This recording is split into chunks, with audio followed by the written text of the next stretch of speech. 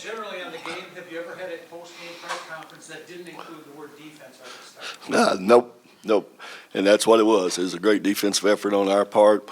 And if we hadn't had that, I don't think we could have won the game. But I thought we did a great job defensively and pulled us through. Questions? We get questions first. After so get out here and the coach. Tia, first for you. You have high standards for yourselves, and the coach has even higher standards for you. Was today up to that standard, and how much does it matter at this point, or is it just about?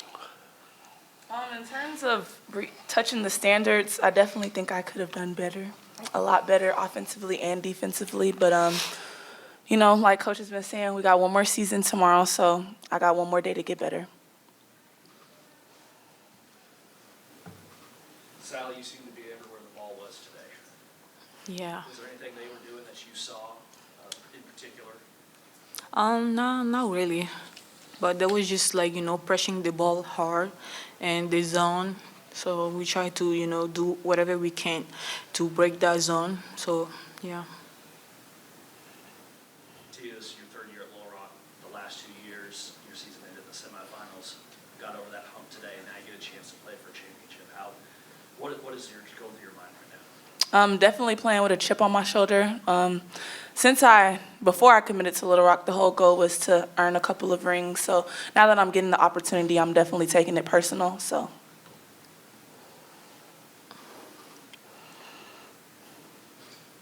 Sally, 4 steals today, out of 11 overall for the team. It seems like you all were able to anticipate a lot of their passes, or just completely just took it away from them whenever they were let up for just a second. Just talk a little bit about being able to get so many takeaways and how that affected their ability to score, to do anything against you. I mean, I'm trying to see them, like, whenever they trying to come up, like, dribble at me and trying to pass the ball, I'm just, like, in the line, trying to, run there and then just catch the ball. So that's all. I know it's cliche, but we're probably the girls. It was a close game. It was a tough game, a team that you really kind of handled easily in the regular season. How tough is it to be the team for 3 times in 1 year? Well, we know every team's going to give us their best game. So we knew that we would have to come to the game playing poised and really, paying attention to what we had to do. We expected them to give us a good game, but we won. Yeah. Coach, at one point they went on, I believe, an 11-1 run, closed it down to 3 points. What were they doing right, and what did you do to stop that? Well, 22 came off the bench, and she hadn't played a whole lot the last few games, and we knew she was a good jump shooter. We kind of forgot which way she liked to go with it, and we had to have a little reminder in the timeout, and then we started taking it away, and then we started getting the stops again. So, to beat, like he said, to beat a team 3 times, and I think SEMO, and I'm not just saying this, I think they proved it with the run they've made here at the end, winning 7 or 8 in a row. I think they probably improved more towards the end of the year than any team, and I think they settled on a lineup that they knew they could count on.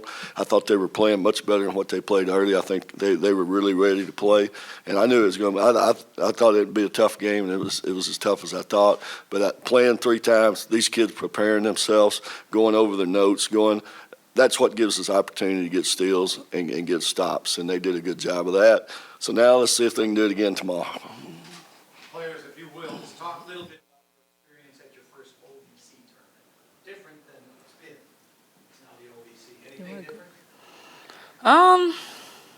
I don't think so. I don't Not think really. it's a lot different. No, nothing's really that different. Besides the fact that we're in the final now. So. Yeah. It appears that your defense starts with quickness. Your players seem so quick. Is that quickness something you can coach into them, or do you recruit? A lot of it's mental quickness. A lot of it's being prepared, knowing what to do, and being mentally ready, anticipating. They've got plenty of quickness. They're athletic, and that's what we recruit. But they've got to be mentally quick. You can be really quick and not get anything done. Our kids, that they have to understand that they have to know the scouting report, and that's what gives them the opportunity to get in the place where they need to be. You can be quick and still not be in the right place. So it's mental and physical quickness. Any other questions? Coach, I'm good with the girls if they need to go. Okay, guys, take off. Okay. Thank you. Thank you. Coach, twice SEMO made little pushes, once to get within 4 and then another time to get within 3. Neither time did y'all let them have a chance to tie.